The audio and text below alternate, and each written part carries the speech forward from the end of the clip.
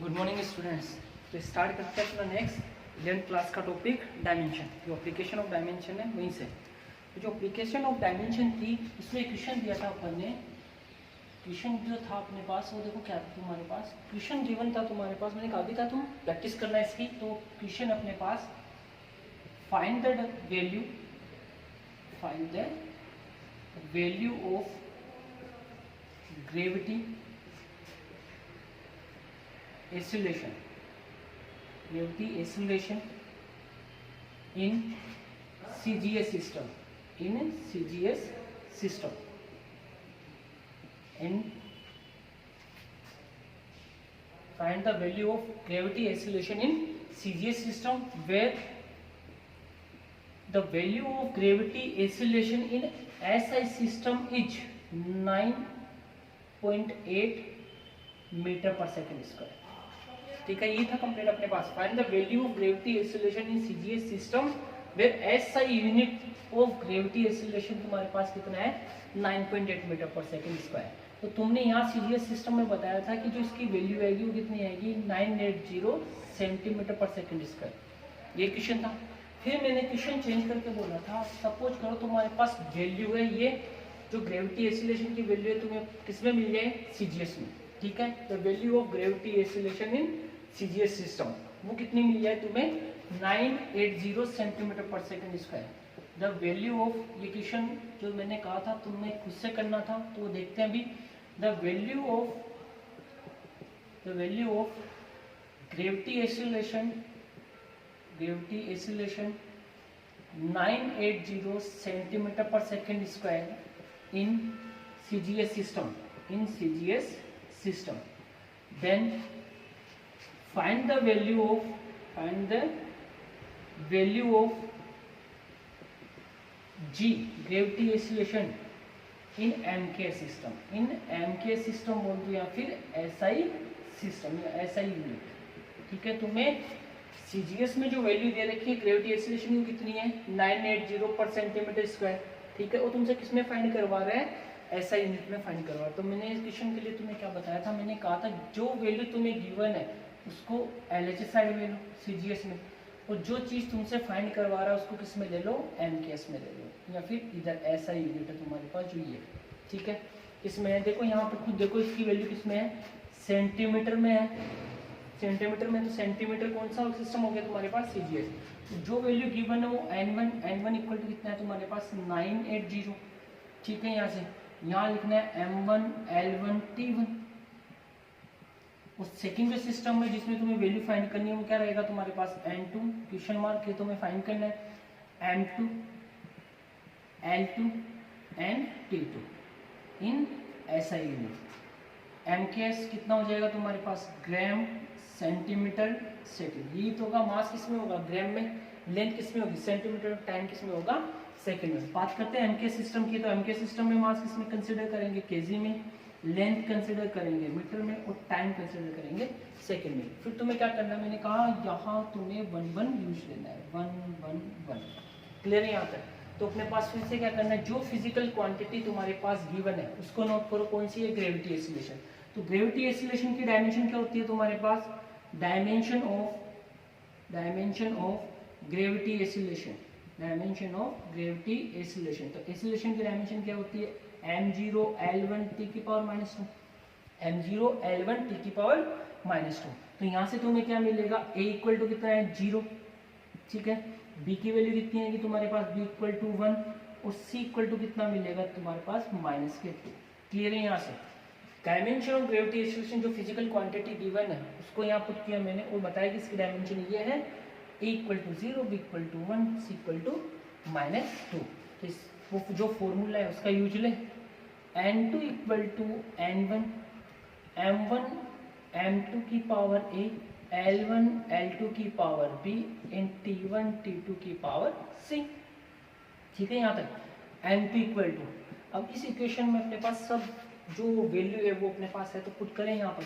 n1 कितना आएगा 980, m1 कितना है तुम्हारे पास 1 ग्राम, तो यहाँ पुट करो 1 ग्राम इक्वल टू कितना आ जाएगा 1 kg।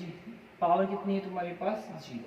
यहाँ चलते हैं 1 क्या आएगा centimetre divided by 1 metre, power कितनी है 1, यहाँ 1 सेकेंड पावर -2। ठीक है, ABC ये रहा ABC। अब यहाँ से फॉर्म देखो तुम्हारे पास, जो तुम्हें वैल्यू फाइंड करवा रहा है वो किस में करवा रहा है, SI यूनिट या MK सिस्टम में करवा रहा है। मींस ये जो MK सिस्टम चाहिए, मतलब ग्राम की जगह तुम्हें क्या लेके आना है, किलोग्राम, सेंटीमीटर की जगह तुम्हें क्या चाहिए, मीटर। तो तुम उसको चेंज कैसे क्या करोगे, देखो इसकी पावर तो 0 है, ठीक है, तो इसकी पावर तो 0 है, तो ये तो ऑलरेडी क्या बनेगा तुम्हारे पास 1। वैल्यू पुट करने से भी कुछ नहीं मिलने वाला, फिर भी तुम्हें कितना मिलेगा 1 ही आएगा। यहाँ देखो सेंटीमीटर को तुम्हें मीटर में चेंज करना है, तो तुम्हें पता है क्या 1 मीटर इक्वल टू कितना होता है 100 सेंटीमीटर। भाई ये तो होता है, तुम्हें चाहिए 1 सेंटीमीटर कितना है, इसको ऐसे लिख सकते हो 1 metre equal to 1 multiply 100 centimetre. ठीक है, तो 1 सेंटीमीटर कितना हो जाएगा 1 metre divided by 100 equal to 1 centimetre. Then 1 centimetre equal से पुट कर सकते हो क्या 10 की power -2 equal to 1 centimetre metre. फिर 10 की पावर 2 हो जाएगा, ऊपर लेके चलोगे किसका आएगा माइनस का, तो 1 सेंटीमीटर किसके इक्वल होता है 10 की पावर -2 मीटर। तो 1 सेंटीमीटर की जगह यहाँ पुट कर दे 10 की पावर -2 मीटर और 1 मीटर 1 मीटर। ठीक है, और यहाँ से सेकेंड मिलेगा तुम्हें 1। अब यहाँ सुनो, मीटर में चेंज कर लिया भाई, केजी इसको भी चेंज कर सकते हो तुम। जैसे 1 केजी की जो वैल्यू होती है तुम्हारे पास कितनी होती है 1000 ग्राम, ये होती है 1 केजी इक्वल टू कितना होता है 1000 ग्राम। तो यहाँ से तुम्हें वैल्यू चाहिए 1 ग्राम की, तो 1 ग्राम इक्वल टू कितना हो जाएगा divided by 1 KG divided by कितना आ जाएगा तुम्हारे पास 10 की पावर 3। 10 की पावर 3 कर लोगे नीचे, तो अब यहाँ से कितनी वैल्यू मिलेगी तुम्हें, चेंज करके देखो 1 ग्राम इक्वल टू कितना आएगा 10 की पावर -3 केजी, जो होता है ग्राम। याद रखो इसको, 1 ग्राम इक्वल टू 10 के power -3 KG and 1 centimetre equal to 10 की पावर -2 मीटर। तो यहाँ वैल्यू पुट करोगे तो भी पावर 0 है, तो पावर 0 होने का मतलब तुम्हारे पास कितना मिलेगा 1। तो NP इक्वल टू कितना हो जाएगा 980 डिवाइडेड भाई यहाँ कितना है 10 की पावर -2, तो 10 की पावर -2 कैसे कर सकते हैं 1/100, तो 10 की पावर -2 नीचे जाएगा, तो 10 की पावर -2 किसके इक्वल होता है 100 है। तो यहाँ से 0 से 0 कैंसिल, तो कितना आएगा NP इक्वल टू कितना आएगा 9.8। क्या है, यही वैल्यू होती है कि ग्रेविटी एसिलेशन की इन SI यूनिट में यही होती है। यहाँ मैंने बताया भी था कि तुम्हारे पास SI यूनिट कितनी है 9.8 मीटर पर सेकेंड स्क्वायर। हाँ, यहाँ कितना था तुम्हारे पास क्वेश्चन में सेंटीमीटर पर सेकेंड स्क्वायर, तो इसको चेंज करके तुम किसमें कर दोगे MKS SI यूनिट में मीटर पर सेकेंड स्क्वायर। ठीक है, तो यहाँ तक ये क्वेश्चन तुम्हारा क्या है कंप्लीट है। फिर तुम्हारे पास एक और क्वेश्चन दिया था मैंने ग्रेविटेशनल कांस्टेंट वाला, ग्रेविटेशनल कांस्टेंट का, उसको भी चेक करें एक बार। ठीक है, देख लेते हैं उसको भी, सुनो उसको कैसे क्या सोल्व करें, नोट कर लो, यहाँ तक तो कंप्लीट है ये।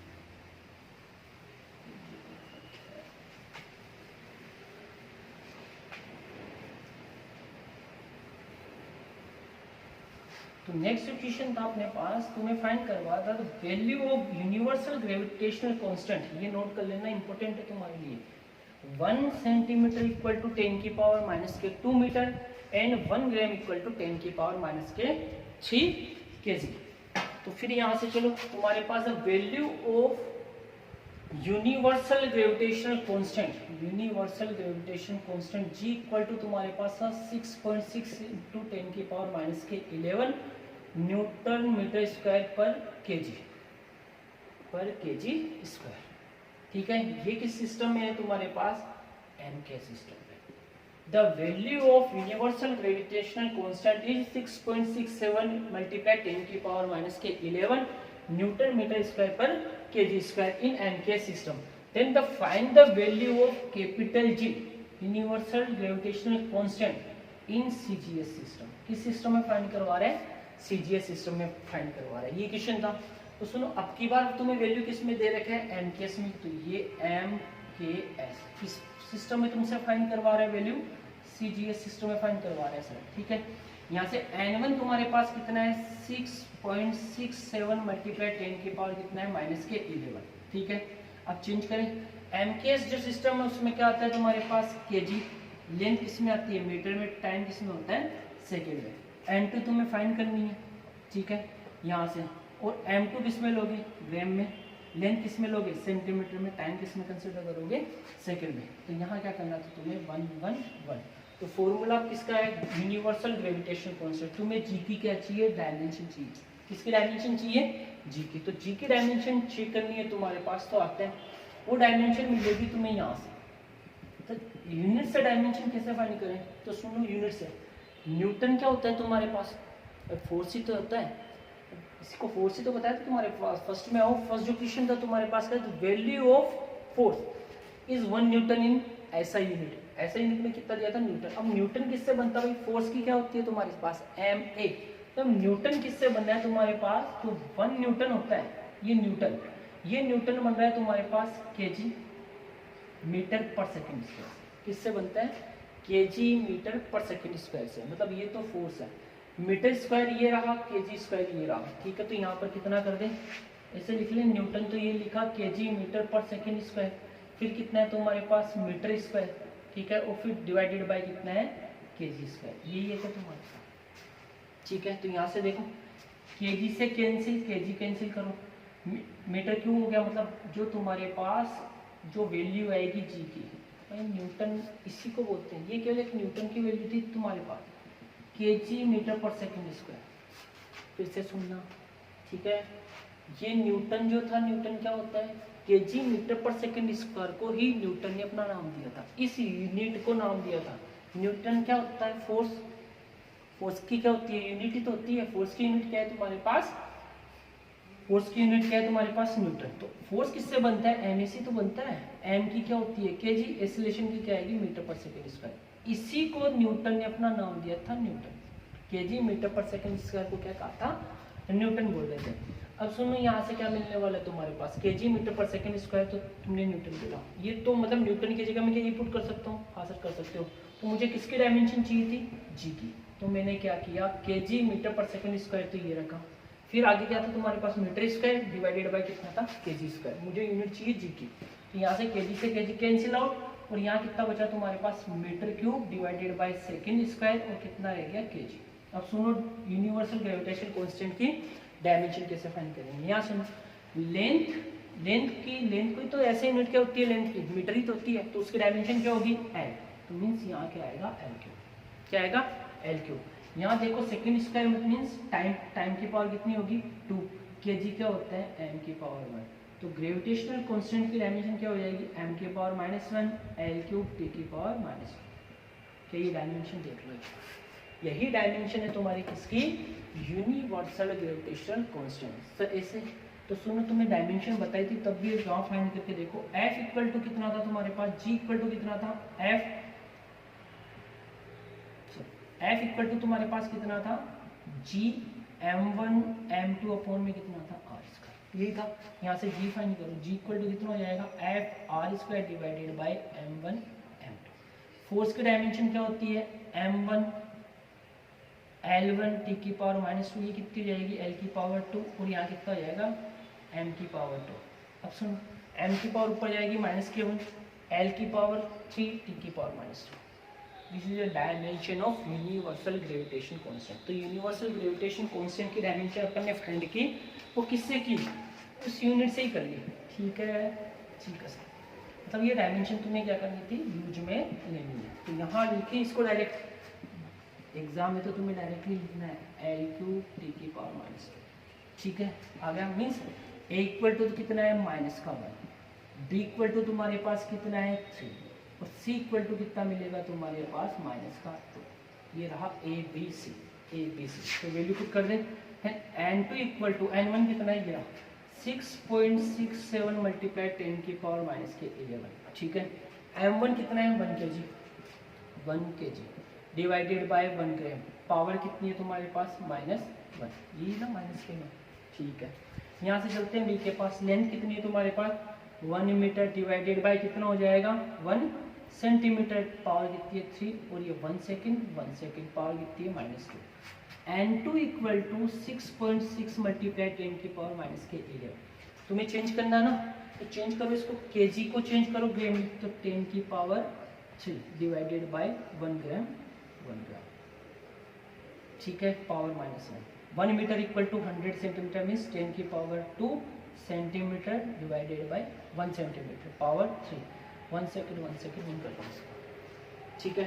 अब यहाँ से n2 तुम्हें फाइंड करना है, तो कैसे क्या मिलेगा 6.6 मल्टीप्लाई 10 की पावर माइनस के 11, 10 की पावर इससे मल्टीप्लाई हुई कितनी है, 10 की पावर कितनी हो जाएगी माइनस का 3, यहाँ 10 की पावर 6, ठीक है। तो कितना हो जाएगा n2 इक्वल टू 6.67, 10 की पावर माइनस के कितने हो गए 14, 11 और माइनस के 3 कितने हो गए 14, 14 में से प्लस के 6 करोगे तो कितना आएगा 10 की पावर माइनस के 8, 10 की पावर माइनस के 8, ये तो रहेगा तुम्हारे पास 10 की पावर माइनस के 8, ये तुम्हारे पास किसकी वैल्यू है, यूनिवर्सल ग्रेविटेशन कांस्टेंट की वैल्यू है इन सीजीएस सिस्टम, इन सीजीएस सिस्टम। इस सिस्टम सीजीएस सिस्टम में तुम्हारे पास यूनिवर्सल ग्रेविटेशन कांस्टेंट की वैल्यू ये मिलेगी। अब किसी ने कहा सर इसका वो लगू यूनिट भी बताओ सीजीएस में कैसे है, तो न्यूटन को सीजीएस में क्या लेते हैं डाइन, ये तो लेते हैं। मीटर किस में चेंज हो जाएगा सेंटीमीटर स्क्वायर में, और केजी किस में चेंज हो जाएगा ग्राम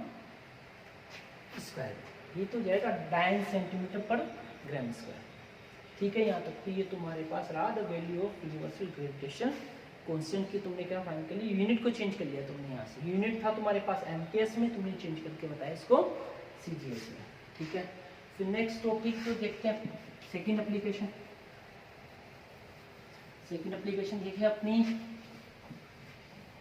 checking the correctness of equation, ठीक है। डायमेंशन से करना है, एप्लीकेशन किसके ले रहे हैं अपन डायमेंशन की, एप्लीकेशन ऑफ डायमेंशन, जिसमें डायमेंशन का यूज हो फिर वैल्यू फाइंड करें वो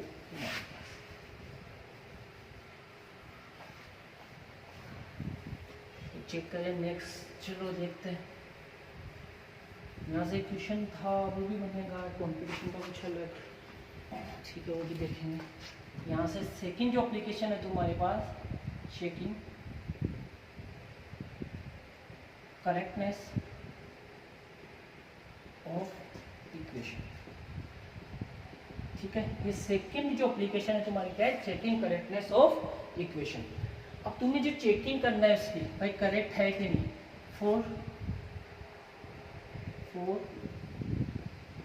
correct equation, for correct equation, अगर इक्वेशन करेक्ट है तो तुम्हारे पास क्या होने वाला है, for correct equation the dimension of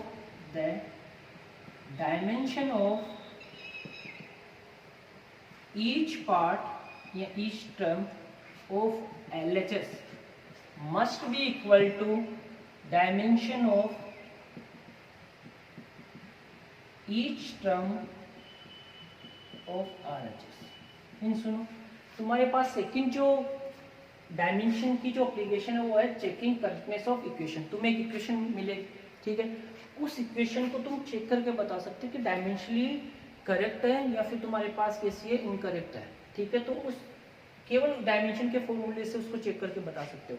अगर वो इक्वेशन करेक्ट है तो क्या होगी तुम्हारे पास the dimension of each term of LHS, उस इक्वेशन की जो एलएचएस है अगर उसमें जितनी भी टर्म है उनकी डायमेंशन क्या होगी सेम होगी, किसके the dimension of each term of RHS, RHS की डायमेंशन की क्या होगी बिल्कुल करेक्ट होगी। तो पूछ लिया भाई बताओ कैसे क्या करेक्ट होगी, तो सुनो जैसे फर्स्ट जो तुम्हारे पास क्वेश्चन है तुम्हें चेक करके बताना है। सुनो यहाँ से check the following equation, checking the following equation, check the following equation. First equation है तुम्हें डायमेंशन चेक करके बताना है, f इक्वल टू कितना है फर्स्ट इक्वेशन m है। सेकंड जो तुम्हारे पास है वो f equal to M V square divided by r। First equation है f इक्वल टू m है, सेकंड है f equal to M V square upon r। तो मुझे अगर ये चेक अगर करेक्ट है इक्वेशन तो इसकी एलएचएस की जो डायमेंशन है एलएचएस के पार्ट की डायमेंशन ईच टर्म, इसमें तो भी एक ही टर्म है तुम्हारे पास, तो इसकी टर्म इस सेकेंड वाली टर्म के क्या होनी चाहिए डायमेंशन ऑफ आरएचएस के क्या होनी चाहिए इक्वल। कैसे, तो सुनो जैसे फर्स्ट क्वेश्चन सोल्व करें अपन, फर्स्ट क्वेश्चन सोल्व करोगे तो तुम्हारे पास डायमेंशन ऑफ एलएचएस, तो एलएचएस की डायमेंशन क्या है फोर्स की m1 l1 t की पावर -2, क्या ये होगी m1 l1 t की power -2 must be equal to कितना आ जाए तुम्हारे पास dimension of each term of RHS, then this formula is correct for dimensionally, for correct dimensionally. तो यहाँ से m की कितनी आएगी m1, एक्सेलरेशन की कितनी है l1 t की power -2, then m1 l1 t की पावर -2। क्या LHS की डायमेंशन RHS की डायमेंशन के इक्वल है? भाई LHS की डायमेंशन RHS की डायमेंशन के इक्वल है, तो तुम बोलोगे yes sir. Then we can say this formula is F equal to MA is dimensionally correct. Dimensionally correct अभी मैंने नहीं करा है, ऑलवेज करेक्ट, डायमेंशनली करेक्ट। ये तो चलो ऑलवेज करेक्ट है, लेकिन डायमेंशनली तो करेक्ट है। अभी कुछ ऐसा भी मिलने वाला है जिससे तुम बोलोगे सर डायमेंशनली करेक्ट है कि नहीं, ये नहीं पता अभी। डायमेंशनली तो करेक्ट बता सकते हो, बट एक्चुअल फॉर्मूला क्या है वो इससे सोल्व नहीं होता। जैसे सेकंड पे आते हैं, सेकंड क्वेश्चन सोल्व करो। The dimension of LHS, dimension of LHS। तो डायमेंशन ऑफ LHS तुम्हारे पास कितनी है? फोर्स है, तो फोर्स की डायमेंशन कितनी है? m1 L1 t की power minus 2। Equation first they देते हैं एक बार। डायमेंशन ऑफ LHS अपन ने फाइंड कर ली। अब यही डायमेंशन ऑफ RHS मिलती है तुम्हारे पास, तो तुम क्या बोलोगे? This formula is dimensionally correct. नहीं है तो क्या बोल दो? फॉल्स है तुम्हारे पास, इनकरेक्ट है। ठीक है, तो सेकंड देखिए dimension of RHS, dimension of RHS। तो RHS में वेयर m मास, खुद से सोल्व कर लो चाहो तो। v क्या है तुम्हारे पास? Velocity, and r is radius, r is radius. ये तुम्हारे पास ऑलरेडी गिवन है क्वेश्चन में। Then dimension of LHS is equal m की पावर 1 l की पावर 1 t की power minus 2 and dimension of RHS equal to mv square divided by r। तो यहाँ से 4 मास की डायमेंशन क्या होगी? m1। ठीक है, वेलोसिटी, वेलोसिटी की क्या होती है? L1 t की power minus 2 and power t की पावर माइनस 1, सॉरी पावर 2। ठीक है, डिवाइडेड बाय कितना है तुम्हारे पास? r। r की मतलब क्या होगी? रेडियस, रेडियस की क्या होती है? l की पावर 1, l की पावर 1। सोल्व करें इसको। ठीक है, सोल्व करते हैं। इधर आ जाए। ठीक है, आ रहे हैं। तो इधर देखो उसकी RHS की जो डायमेंशन आएगी तुम्हारे पास वो कितनी बनेगी? यहाँ से देखो m1 L1, m1 तो ये रहा, l इससे मल्टीप्लाई हुआ, l की पावर कितनी होगी? 2, t की पावर माइनस 2 1 माइनस 1 2 से मल्टीप्लाई हुआ माइनस के 2 डिवाइडेड बाय कितना था तुम्हारे पास? L1, L1 ऊपर जाएगा, पावर किसकी जाएगी? माइनस के 1। देन RHS की जो डायमेंशन आएगी m1 l की पावर 2 माइनस के 1, बेस से में तो पावर ऐड कर दो, 2 minus 1 equal to 1 L1 t की power minus 2। The dimension of RHS m1 L1 t की power minus 2 and dimension of LHS m1 L1 t की power minus 2। Then we can say this formula F equal to mv square upon r is dimensionally correct, dimensionally correct. अब ये particular नहीं कि हर formula correct हो, तुम्हें बताएंगे अभी। जो अपना नेक्स्ट जो टॉपिक चलेगा वो इसी का चलेगा कि क्या हर के लिए वैलिड होता है कि ये नहीं, ये कई डायमेंशनली करेक्ट है कि नहीं ये बता सकता है, बट एक्चुअल फॉर्मूला क्या करेक्ट है ये बताएगा, ये नहीं बताएगा। इसकी लिमिटेशन है भाई, डायमेंशन की भी कुछ लिमिटेशन है, कि लास्ट में बताऊंगा तुम्हें कि वो लिमिटेशन है कि वो नहीं बताएगा। जैसे एंगल है, मैंने तुम्हें एंगल दिया था। अब एंगल की डायमेंशन क्या होती है? ले सकती है डायमेंशन ले m0 L0 t की पावर 0, तो वो कुछ डिपेंड करेगा कंडीशन पे, इसकी भी कुछ लिमिट है। ठीक है, तो वो नेक्स्ट टॉपिक में देखेंगे। बाकी सेकंड जो चेक करता है ये क्वेश्चंस को, जो इजी जो भी तुम्हारे पास आ जाए, जैसे तुम्हें चेक करना है तो कर लो। W इक्वल टू कितना होता है? Force displacement. चेक करके देखो ये करेक्ट है कि नहीं। फोर्स डिस्प्लेसमेंट चेक कर दे कि करेक्ट है कि नहीं। F डॉट कितना होता है? D। ठीक है, तो मैं यहीं से बताता हूँ कल की भाई कैसे क्या करेक्ट है। एक्चुअल फॉर्मूला जो होता है वर्क का होता है FD cos theta. Dot product जब भी होता है तो उसका जो एंगल होता है वो कितना होता है? cos theta. ठीक है, वो यहीं से स्टार्ट करेंगे। Checking the correctness of question, note करना।